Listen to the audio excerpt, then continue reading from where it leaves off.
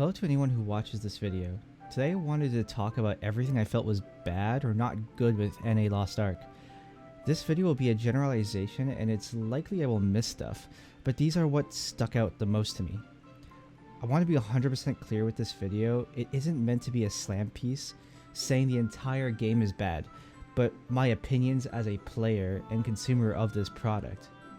So let's move forward. So moving forward, I have 300 hours in Lost Ark. I am item level 341 on Gunslinger. I play on a Xena. I've paid $0. I'm just a gremlin. Unfortunately, I have not done Argos at the time of making this video because I don't have 6 alts, all that tier 3 funneling gear into my main class, and I also don't want to pay to pizza. That just seems like a waste of money to me. So yeah, that's who I am in Lost Ark. I do have other alts, but they are, again, like I said, not tier 3. So the first topic I wanted to talk about was gear honing, and I think this is the most controversial topic to talk about since this is the basis, the foundation of everything you do in Lost Ark. Everything you do revolves around grabbing gear, getting this material for the gear, whether you're tier 1, tier 2, tier 3, so being destruction or guardian fragments, stones, etc. Honing materials. You need these materials in order to gear up, obviously, right? But what I want to talk about with this is the idea of failing upwards. You can sit here and say it's not that bad, but that isn't a metric for good. Wasting time and effort, maximizing your RNG chances, and failing doesn't feel good. And it feels worse when you spend money to do that same thing. I guess, unless, I don't know, maybe you're a gambling addict.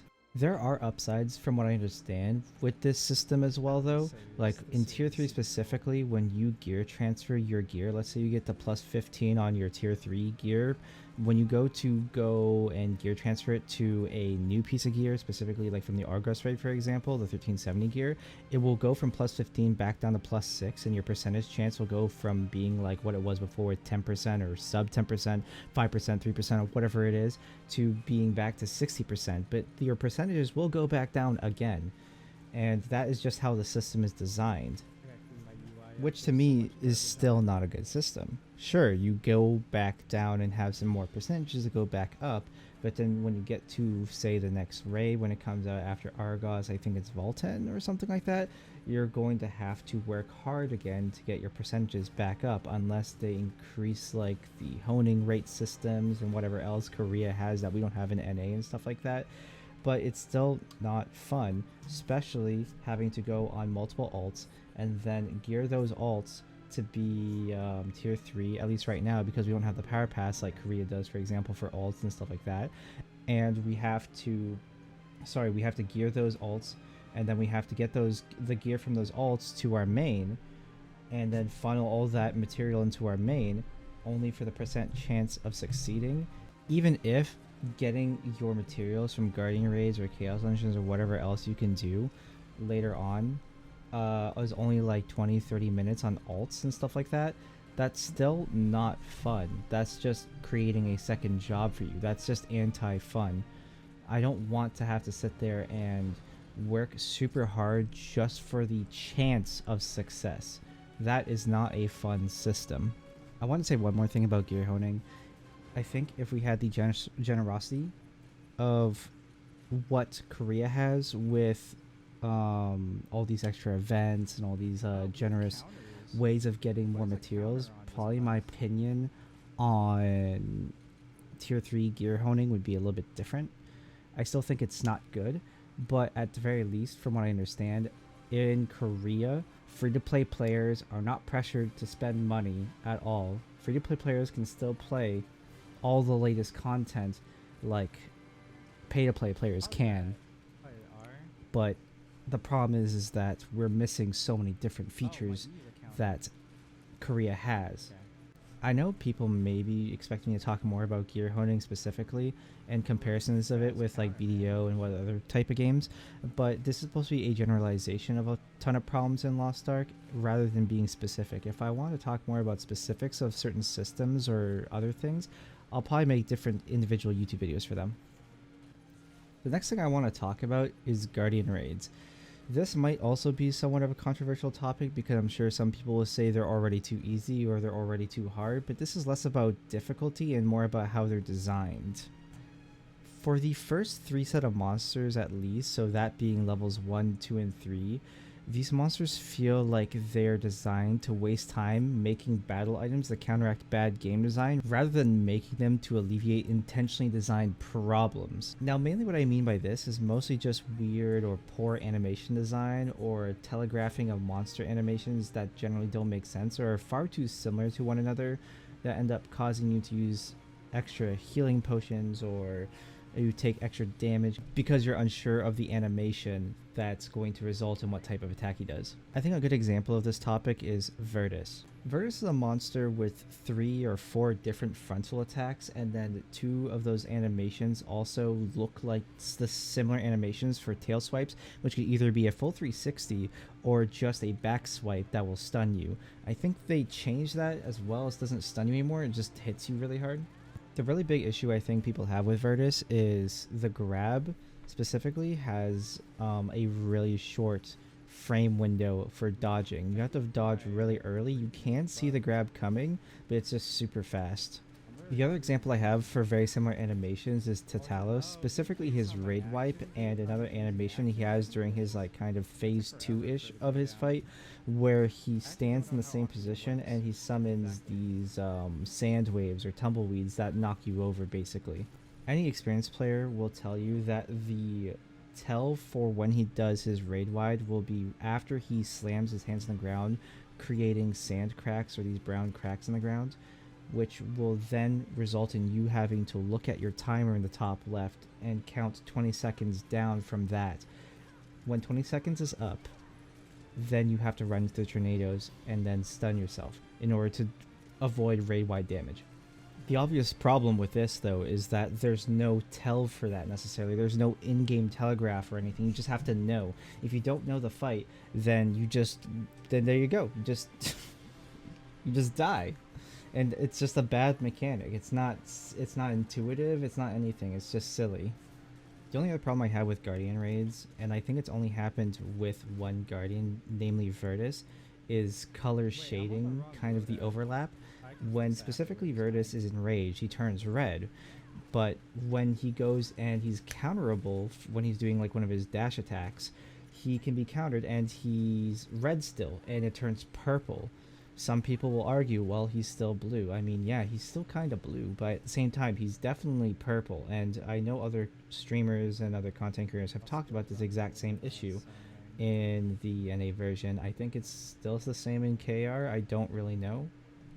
Overall, I just think in general, their animation work for their Guardians could be a lot better, and they could be just designed with better intention and more planning, just overall better planning. And I think the problem is that I am comparing them, even if I'm trying not to say it out loud, I am comparing them in my mind a lot to the Monster Hunter franchise. But the problem there is that the rigs and these monsters in the Monster Hunter franchise are monsters that have existed in the game franchise for over a decade, whereas the game developers at Smilegate RPG are working with monsters and rigs not only in a different camera design, an isometric camera, they are also not as familiar with the monsters or the creatures that they are trying to design. They don't know them the same way that people know Nargacuga or Rathalos, for example. Overall, I just think that they should think more about the monsters they create and have a better idea of what the monster is and how it behaves, and also when they're designing the monster they should think more about how that monster moves and create better animation work in order to avoid these kind of confusions. The last thing I'll say on the matter, as well as when it comes to animations and stuff like that, is I think that people probably want me to talk about stagger. The issue with talking about stagger is that there's no UI for the monsters, there's no HP bar or anything like that for Guardian raids.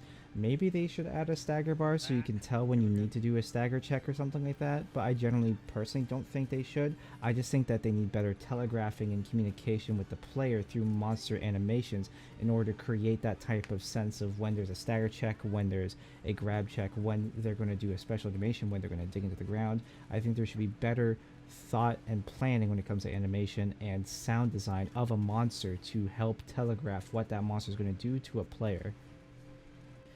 Okay, next up is marker standardization. As far as I'm aware, the only marker standardization in Lost Ark is yellow, blue, and red. Red is generally damage that will be taken with a knockup sometimes. Blue is damage with a status ailment such as paralysis.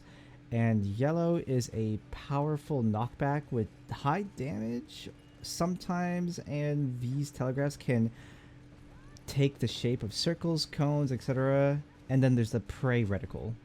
Outside of that, targeted AoEs on players and certain status type ailment puddles are completely up to flavor of the boss.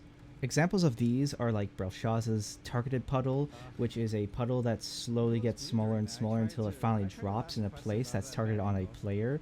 There's also the Frost targeted AoE puddle, which is a frost on the single player and everyone has to run away from that player AoE, such as in Alaric's Sanctuary. There's also the slow puddle from like the sandworm that is kind of like this, I don't know, brown vomit or whatever that slows you, stuff like that. Outside of that, there isn't too many standardizations of markers or telegraphs that I know of, kind of like how Final Fantasy XIV has different proximity markers, tethers, AoEs. There's a marker called the Earthshaker marker, Tempest Wing, certain types of puddles, mechanic from a boss fight called UCOB, known as liquid hell, stuff like that. One thing I was thinking about when I was writing this section is that it's probably better even for Lost Ark to maybe not have so much marker standardization, because maybe people would feel like the game would get easier because of it.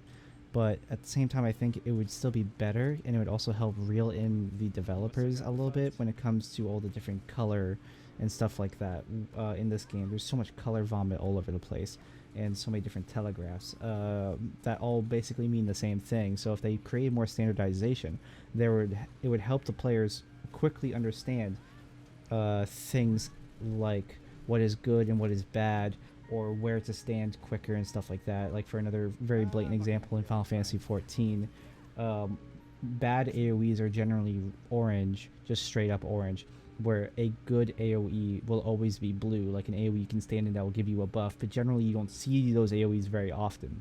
Another major thing about probably the conversation here with marker standardization is that in Lost Ark versus Final Fantasy XIV, or for that case, games like World of Warcraft, everything is active hitboxes, where in Final Fantasy XIV there's this concept known as snapshotting.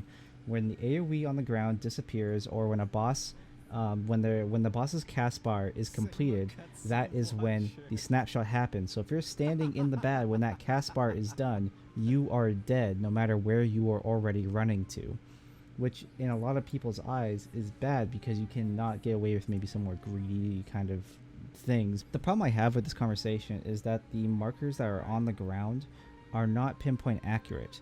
They are not exactly where the damage is going to come out.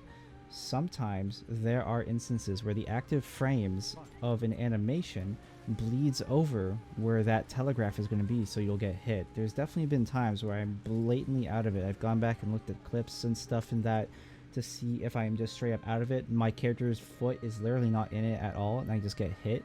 I'm sitting here thinking, am I lagging? I don't know. I could be maybe lagging, or maybe I'm just not being generous enough with where the AoE is, but generally, when I look at it, there are these very niche moments where I definitely look like I'm 100% out of it, and I just get hit anyways. I'm like, oh, okay, I guess I was standing in bad somehow.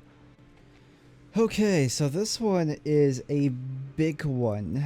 I slightly touched on it in my marker standardization bit, but we're going to go into more detail about this here.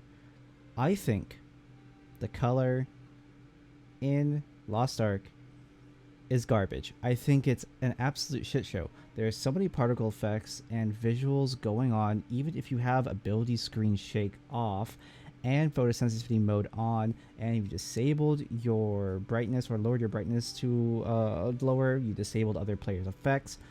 It's basically a massive eye blender, regardless of all those settings being off. In later content, from what I've seen, such as Kekul Sadon, Belshazzar, and Argus, they used color more intelligently to telegraph patterns and boss mechanics and the fights as a whole, but A couple of W's doesn't make up for a mountain of L's in this game. The amount of flashing lights and color vomit from terrible, unaliased particle effects alone is an unmitigated disaster in the player's eyes. An ability to handle incoming mechanics that are also particle vomit. There's also more flashing lights than a fucking pachinko machine with all the game's effects on low and every setting under the sun turned on to protect your eyes. One of the best examples of color vomit is the boss in Ori as well, named Seto. I don't know. Their VA is terrible. His dungeon is rainbow trash. You spend more time in Seto's like phase 2 kind of mini like rainbow area, squinting and trying to find where your character is or your mouse cursor is, even if you have it on larger and the colors change to pink, green, or whatever, then you do actually fighting the boss. The whole entire boss is meant to completely destroy your eyeballs. It's complete obscurity, which is crazy to me.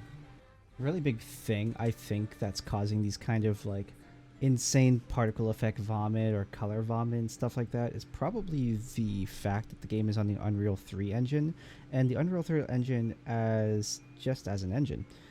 The way it renders and creates shaders and stuff like that and light shafts is pretty ancient at this point, and I don't know how to describe it well, but the rendering engine, the way it renders stuff, it doesn't do things well when it comes to aliasing certain particle effects or lighting. It doesn't do volumetric lighting very well and stuff like that. So you have light shafts that are more ambient that kind of just clash when you have brighter lights on top of it or like a brighter floor.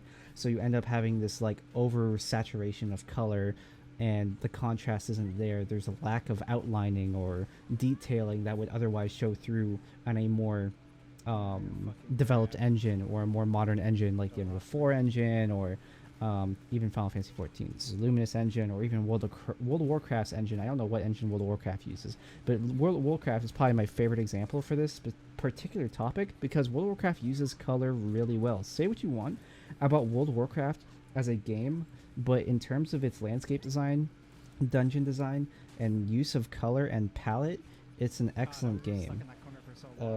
Again, same thing with Final Fantasy XIV. Wildstar was okay with color. Like there's a lot of good examples, and then bad examples are like Blade and Soul, which was also on the Unreal 3 engine, which got upgraded to Unreal 4.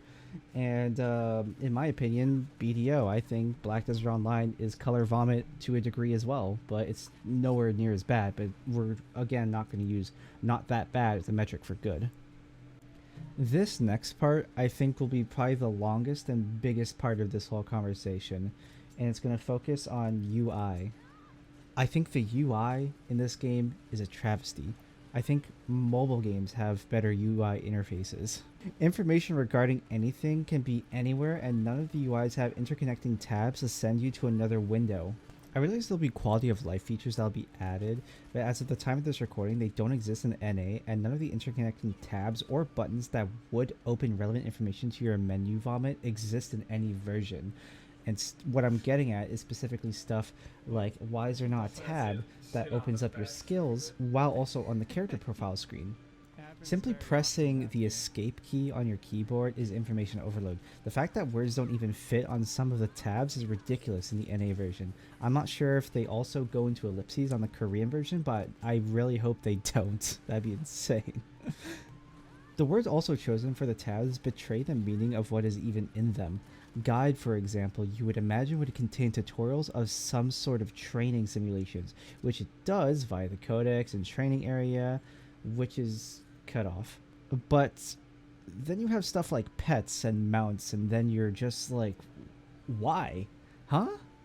Something like that should be under the roster / character, because all your characters share pets and mounts anyways. That also being said, roster character could be one extended tab. Achievements and memory chamber could also be moved to guide or reorganized entirely in this cluster of a UI. I feel like generally a person will spend more time randomly clicking around or fumbling around with keybinds to open a new menu than actually trying to do the thing they wanted to do in the menus, whether it be storage, market board / auction house, or preset windows. Not to mention substat information, whether that be gems, tripod, skill point allocations, or even just navigating the trash can map that doesn't allow you to drag when sailing for some reason in 2022, but oddly enough, you can drag anywhere else. Also, why are the UI widgets completely uncustomizable? A complete lack of customization would be acceptable if the UI itself wasn't terrible. I realize you can hit Alt-X to lower UI clutter, but it does not save the UI when the UI hiding upon exiting a cutscene. The only thing you can do is change all widget size under video. While making this video, I also saw this. This is an image from the Grand Prix event that was released on the NA version of the game. Why even in minigames does Smilegate RPG insist on attempting to give the player a seizure? Also, the way the graphic is designed makes me think that the majority of Korean players are playing video games like 3 inches away from their face. It's the only reasonable thing I can think of, given the shape of the graphic seems to fit around a person's head, as if they were mega close to the monitor. I've also seen later on some UI elements where you can summon Sigils, like if you can use their abilities, kind of like LB3 in Final Fantasy XIV. And they also have this kind of weird, I don't know, just circular UI around the edge of your screens. I forget his name right now, but he's the Sigil from Yorn. He's the dwarf. I know these complaints kind of fall under more the UX design than user interface because you don't actually interact with that. But I thought it would be something to at least talk about rather than just kind of leave unresolved. The last thing I'll kind of say about UI is, why does the UI have to be so boxy? It feels like the game was designed with the intention of allowing players to play on monitors from like 2001, like 4:3 monitors.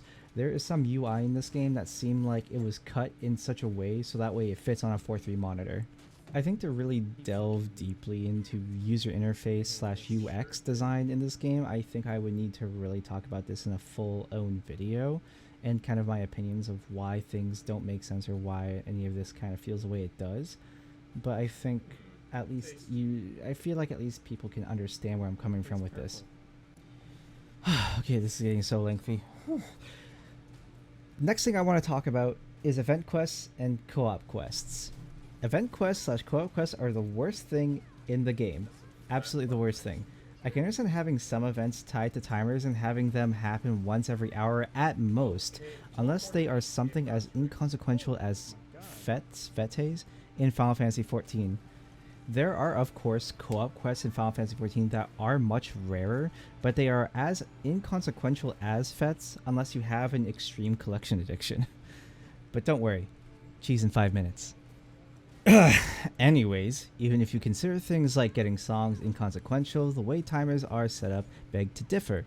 There are a few exceptions like field bosses, chaos gates, and ghost ships, which spawn every hour from 11 AM EST to 5 AM EST the next day. Why do they just stop spawning for 6 hours? Also, even if it does say appears every hour for whatever reason, the game will also tell you that there will be no more scheduled for that day. So, artificial scarcity? Then we have Lullaby Island, which is every 2 hours, which I guess is fine. Not really. From there, we leave the not too bad territory. Co-op missions like the one required for the Astray named Pull It Together are only in the evening of every day, starting from 7:30 PM EST with 2-hour intervals ending at 11:30 EST. So only like 3 events a day in the evening. While revising this script, the time is 12:07 PM EST on a Saturday, and the first co-op is in Arthurtine in 9 hours. I don't know what to say about Adventure Islands slash normal islands exactly, other than showing timers for the listings. It also doesn't help that it's RNG where some islands spawn, such as Shangra. Thank God you only need to do it once if you're chasing the songs for Harmony Island chain, so you can use the island song for the quest on Azure Wind Island for the tier 2 mats. Actually, while I was writing this script, I accidentally found Shangra Island when I was messing around with my friend.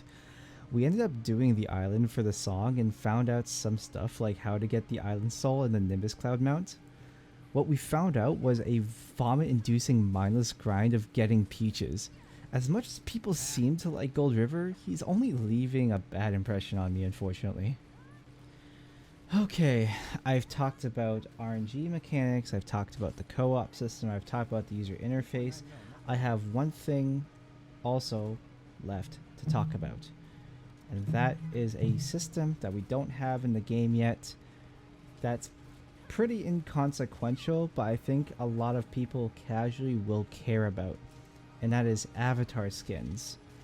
If you know what transmogs are, or what the glamour system is, or generally what skins are in MMOs, you will know that this is a system for your character to allow you to wear other pieces of gear over top of your gear. So you might be asking, what exactly is avatar skins and what is legendary cloth? Legendary cloth is a material that you can get from dismantling certain gear. I believe it's relic gear in a later tier that we don't have right now, but you can get legendary cloth. It's an RNG drop, and you need certain amount of cloth in order to then craft your desired skin in an avatar crafting window that we don't have yet in the game. But the problem is here with this window is that the window will display chances, RNG chances of crafting that piece of gear. Legendary gear, for example, has 5%. Epic gear, I think, had something like 20%. I don't remember for sure. It's in the Korean version only, and I can't find any solid information on it in NA. It is so hard to find. Please, Zeal's Ambition, make a video on it. The other thing was you can get legendary cloth from the store, but we don't have legendary cloth in our store because we don't even have the system yet. But you can buy it from the store, and it's on a monthly rotation. So buy it at the beginning of the month and then forget about it until the end of the month. And I believe you can buy it with blue crystal, but you can obviously also buy it with royal crystal. But that is the point of this issue, is that why would you make people spend money and also work for this just for it to only fail? Like, why? That's awful. Is there no, I don't know if there's a full refund system or if there's a way it refunds you any of that. I think you just lose all your legendary cloth, but it's just stupid. I just think in general, why would you give people a % chance instead of just giving it to them? I don't know, maybe because it's a free-to-play game, but I think it's not a good thing to do. I think it's just, man, I hate it. Avatar skins are an awesome way for players to have personal expression, much like the transmog system in WoW or the glamour system in Final Fantasy XIV. However, in order to get avatar skins, you need to dice roll on it. Why? Why make players grind for the material called legendary cloth just to get a chance to obtain the desired skin? It's just a ridiculous time sink for no reason, and I'm sure people will say, it's not that bad, bro. Well then, I hope you enjoy having a 5% chance roll for a piece of legendary tier skins, bro. This system, to me, in my opinion, is the ultimate end game for any MMO player, whether it be Warframe, World of Warcraft, Final Fantasy, WildStar, if that game still existed, League of Legends. I don't know, skins give you wins. I don't know how else to say it. People care about skins in video games, right? They care about looking different. Okay, and lastly, there are a few miscellaneous things I didn't really talk about. I didn't really know how to write them in the script, but they are here on screen now. It's mostly just like screen shake, HP pots, why is Agrexian and Oria's well hard 370 and 340, but Korea is 355 and 325. Where's the roadmap? Where's Heroic Guardians? Where's Abyssal Trials? Where is PvP Arena? Why are skins only limited time? I don't get that one. And why are so many keybinds just locked? Why? It doesn't matter that there's an option for them in checkboxes. It's just silly. Why does NA view honing as difficulty, as if it's some sort of challenge to be conquered? It's not challenge, it's just patience and endurance. And I don't know, man. There's no challenge here. It's just annoying. I'm sure people probably were expecting me at some point in the video to talk about story, but honestly, I pressed G through everything, so I don't really have any opinions on story, except for the spit I did hear from voice acting. I thought most of it was really bad. I thought most of it was bad, and the screenshots friends have shown me of just random spelling errors and stuff like that did not increase or anything. It didn't increase my opinion of the story. Just to be clear, I did watch cutscenes. I watched everything on stream. Like, I watched all the cutscenes. I watched and listened to everything that basically had voice acting, which was pretty much all the cutscenes. The Yorn one was awful. I liked Phaeton, and I liked some islands. Like Starlight Island, I really liked. Phaeton, I liked a decent amount. Carmine is cool. Kekul Sadon is cool. Like, there are characters with solid voice acting, but the NPCs themselves are pretty bad. Like side NPCs specifically are really bad for the most part. Like this one, I don't know. Just the entirety of Yorn was terrible to me. Like, I don't know how to describe it other than it just felt like a really bad Scooby-Doo episode. In conclusion, I realize people will say stuff like it used to be worse, or it's not that bad, or changes are coming. My question is, why is not that bad the standard? If it used to be worse, then why haven't they rethought about what is good? And if changes are coming, then why haven't they come sooner to NA like Daily Tracker in the KR client? Regardless, this whole video isn't supposed to be a wow, this whole game is bad. This video is supposed to be about what I think as a player and consumer of this product is bad. If you made this far in the video, thanks for listening to some guy on the internet. I appreciate it. Well, that's it for me. Thanks for listening. Have yourselves a great day.